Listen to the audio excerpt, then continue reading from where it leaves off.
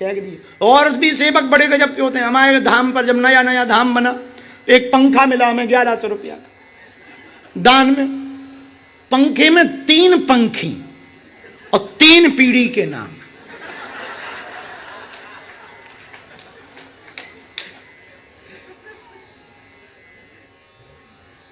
ज्ञानचंद्र, दानचंद्र, मूलचंद्र दादा।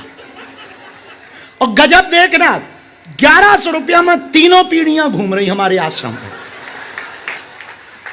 बटन चालू कर दो, ज्ञानचंद दानचंद मूलचंद, ज्ञानचंद दानचंद मूलचंद, ज्ञानचंद बंद कर, ज्ञानचंद दानचंद मूलचंद, ज्ञानचंद दानचंद, ज्ञानचंद मूलचंद दान, ज्ञानचंद मूलचंद दानचंद।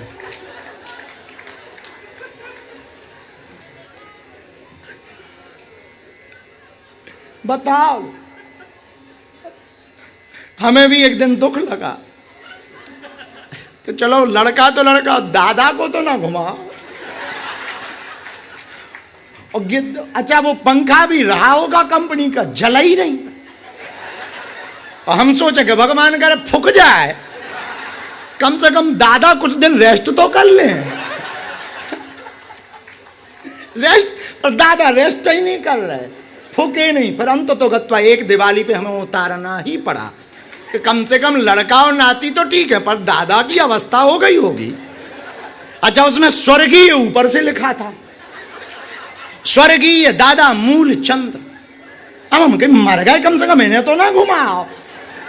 जो जिंदा है उनका घूमना ठीक है, पर मरे हुए को तो ना घुमाओ, दूसरा जन्म ले लेने दो। पर 1100 रुपया में नाम के चक्कर में वो दादा को भी घुमा रहे। तो हमने अपने चेलों को समझाया कि भाई बूढ़े ठेढ़े लोगों को थोड़ा बख्श देना चाहिए, कम से कम उन्हें मत घुमाओ। 3 पीढ़ियां 1100 में घूम रही। अब किस्मत की बात है कि हम उन्होंने नीचे रखवा दिया है, पर यह पता नहीं है कि मूलचंद्र छूटा कि नहीं छूटा। पर हमने अपने चेलों को समझा दिया था कि अब ये पंखा मत लगाना, पर हो सकता कोई हम बाहर जाए, कोई नया चेला फिर 3 पीढ़ियां घूमेगी, वो छोड़ो। फिर ऐसे भी दानी होते हैं। ऐसे एक जगह दान की चर्चा हुई, अब जब वो चली है तो एक बात और याद आ गई तो सुना देते, फिर कथा सुनाते हैं। एक जगह और एक आदमी ने चेक दी, बोला, लिखवाया कि जरा हमारा नाम बुलवाओ मंच से, हम 1 लाख रुपए गुप्त दान करना चाहते, पर नाम मत बोलना। तो जो उद्घोषक थे वो रहे होंगे पर्थ के, तो उसने माइक लिया। हाँ, बहुत बहुत प्रसन्नता की बात है कि अपने इस समाज में बहुत अच्छे अच्छे लोग बैठे हैं। 1 लाख रुपए का गुप्त दान आया है, जोरदार ताली बजा करके धन्यवाद दीजिए। तो जैसे तुमने ताली बजा दी, लोगों ने भी ताली बजा दी, तो उनको बड़ी खुशी हुई। तो उन्होंने फिर बुलाया, बुलाने वाले बोले इधर आओ, बोले एक बात और बोलो, 1 लाख देना है, एक बात और बोलो कि जिन्होंने दान दिया है गुप्त दान वो यही है। बोले ठीक है। अब 1 लाख बहुत बड़ी बात होती है, तो माइक लिया। हाँ, तो प्रिय सज्जनों, जो अभी अभी 1 लाख रुपए की घोषणा गुप्त दान की थी, वो सज्जन यहीं बैठे हुए हैं, जोरदार ताली बजा के धन्यवाद दीजिए। ऐसे ताली फिर बज गई, तो इन्हें और कॉन्फिडेंस आया, मजा आया। तो उन्होंने फिर बोला इधर आओ, एक बार और, कल ले लेना, कल देना है 1 लाख, चेक देंगे, चेक। जरा बोलो कि जो गुप्त दान देने वाले हैं वो यही हैं, मंच पे हैं। तो अब बेचारा क्या करे, 1 लाख लेना है तो मन नाराज कौन करे। हाँ, तो प्रिय श्रोता, बहुत बहुत धन्यवाद। जैसा कि अभी अभी हमने जो है घोषणा की थी कि अपने यहाँ बहुत बड़े बड़े दानी हैं, बड़े बड़े धर्मात्मा पुरुष हैं। एक सज्जन हैं जिन्होंने 1 लाख रुपए का गुप्त दान दिया था, वो यही हैं और मंच पर हैं। जोरदार ताली बजा के धन्यवाद दीजिए। ऐसे फिर धन्यवाद मिल गया। अब उन्हें और खुजली हुई, बोले एक बार इधर आओ। बल्कि इस बार अलाउंसर उनकी तरफ देख ही नहीं रहा था कि फिर ना बुलाए, लेकिन इन्हें दूसरे से बुलवाया, ए बुलाना, इधर आओ, इधर आओ जी। बोलो जिन्होंने गुप्त दान दिया है वो यही है, मंच पे राइट साइड में 5वें नंबर की कुर्सी पे बैठे। तो अब वो भी चिढ़ ही जाएगा। वो बोला भैया हम नाम ही बता दो, आप खड़े हो जाओ। अरे बोले वाह, गुप्त दान में नाम थोड़ी बताया जाता, गुप्त दान है, नाम नहीं बताते। अब बेचारा क्या करे, माइक लेके गया। बोले हाँ प्रिय भक्तों, जैसा कि आपको पता है यहाँ बहुत बड़े बड़े धर्मात्मा बैठे हैं, एक ऐसे भी धर्मात्मा हैं जिन्होंने गुप्त दान किया था, जिनकी घोषणा हम पहले कर चुके, वो यहीं हैं, मंच पर हैं, राइट साइड में बैठे हैं, 5वें नंबर की कुर्सी पे बैठे हैं। गुप्त दान है तो नाम बताने से मना किया। जोरदार ताली बजा के धन्यवाद। ऐसी ताली फिर बज गई। अब दूसरे दिन वो बोले 8 बजे सुबह आ जाना, चेक ले जाना। लो, पूरी कमेटी गई, चेक दे दो। उन्होंने एक चेक दी, चेक दी तो बैंक में लगाई। बैंक में लगाई तो मैनेजर ने मना कर दिया कि इसमें नाम ही नहीं है, साइन ही नहीं है, साइन ही नहीं है। तो कमेटी वापस आई कि भाई साइन तो कर दो तभी तो चेक भरे। बोले गुप्त दान में नाम थोड़ी लिखा जाता है।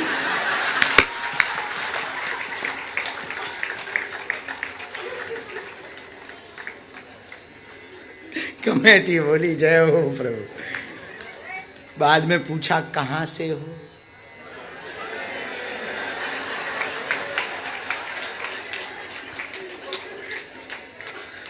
हमने नहीं कहा कहां से। ये तो हमने बताया ना, आपने अपने हिसाब से गुणा भाग लगा लिया। अपनी अपनी श्रद्धा है, जहां के समझो। तो ऐसे भी दानी होते हैं जो नाम चाहे। खैर ये भी बुरा नहीं, नाम होना चाहिए, ये कोई बहुत बुरा नहीं। सेवक वही होना चाहिए जिसकी सेवा तो दिखे, सेवक कम दिखे। वो गुण हनुमान जी महाराज में। इसलिए हमने हनुमान जी के सुंदर कांड की महिमा को उठाया। धन्य है हनुमान जी महाराज। तरु पल्लव महुराहा लोकाई, करई विचार करो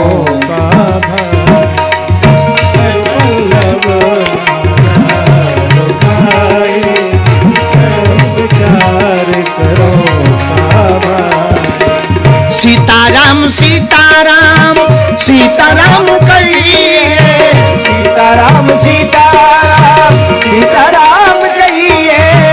चाहि विधि राखे राम ताहि विधि रहिए, चाहि विधि राखे राम ताहि विधि रहिए। सीताराम सीताराम सीताराम, राजा राम राजा राम राजा राम। सीताराम सीताराम सीताराम, राजा राम राजा राम राजा राम। तो कल की कथा में हमने सुनाया, विभीषण से वार्ता करके हनुमान जी अशोक वाटिका में पहुंचे। अशोक वाटिका में अशोक पेड़ के नीचे ऊपर पत्तों में छिप कर बैठ गए। ये कथा यहां से जुड़ती है, जहां तक अभी हमने सुनाई जो बातें वो यहीं से जुड़ती हैं। तरु पल्लव महु रहा लुकाई। हनुमान जी पत्तों में छिपे। क्यों छिपे? भक्त को छिपना चाहिए, भगवान को छपना चाहिए। पहले के भगवान, पहले के भगत छिपे रहते थे, बताते नहीं थे। तुमने देखा नहीं, सूरदास जी ने थोड़ी कहा कि हम संत हैं। सूरदास जी को पढ़ोगे तो उन्होंने क्या कहा? मौसम कौन कुटिले खल कामी। बताओ, कोई संत अपने लिए ऐसा कह सकता? संत छिपाता है, और संत भी वही है जो अपने आप को छिपाए, जो पहले ही कहे कि आई एम शांत। तो समझ जाइए, ठीक है, बहुत बढ़िया, बहुत बढ़िया, बहुत बढ़िया। आप समझ जाइए, या तो इन्हें घमंड ज्यादा है या संत नहीं हो। घमंड तो संत कैसा, हम तो संत कैसा। तो हनुमान जी महाराज छिपे। किसी ने कहा छुपे क्यों हो? हनुमान जी बोले भैया छुपने में फायदा है, भगवान को छपना चाहिए, भक्त को छिपना चाहिए। हनुमान जी ऊपर बैठे हुए हैं, रावण आता है, डराता है। उसके बाद में त्रिजटा नाम राक्षसी एका, रामचरण रति निपुण विवेका, सबनो बोले सुनाए सपना, सीता से करो हित अपना। त्रिजटा नाम की राक्षसी भी समझाती है, सब राक्षसनियों को वापस करती है। यहाँ हम कथा सुना चुके, इसके आगे की बात हम सुना रहे। माता जानकी जी के लिए हनुमान जी एक उपाय करते हैं। बात कहाँ से शुरू होती है? सुंदरकांड पढ़िए। हनुमान जी ने सोचा डायरेक्ट जाना उचित नहीं है, तो जो मुद्रिका लाए थे वो गिरा दी। और जैसे ही मुद्रिका देखी, तब देखी मुद्रिका मनोहर, राम नाम अंकित अति सुंदर। मुद्रिका को देख करके पहचान गई, ये तो प्रभु राम जी की मुद्रिका। जीत को सकय अजय रघुराई, माया ते अस रची नहीं जा। भाई ये माया से तो रच नहीं सकते, भगवान राम जी को कोई जीत नहीं सकता। ये सोच ही रही थी, तब तक हनुमान जी बोले, सीता मन विचार करना ना। तब तक मधुर वचन बोलियो हनुमान।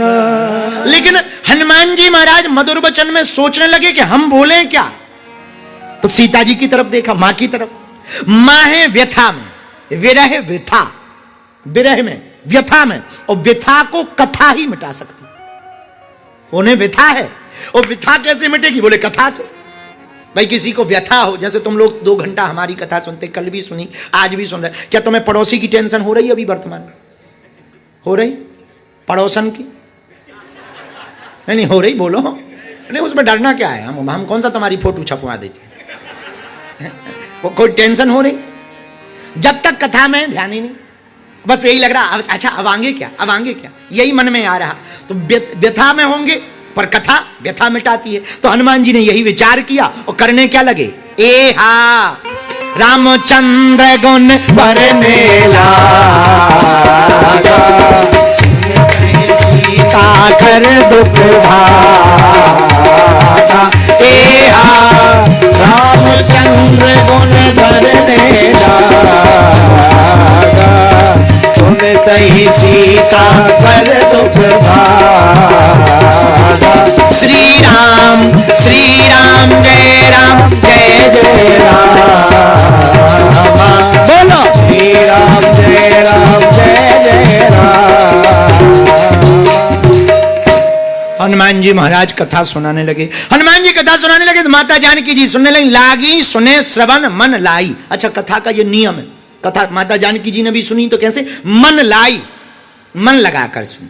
और कथा सुननी ऐसी चाहिए। कुछ लोग कहते गुरुजी हमारा तो मन ही नहीं लगता। तो मन लग कहाँ रहा?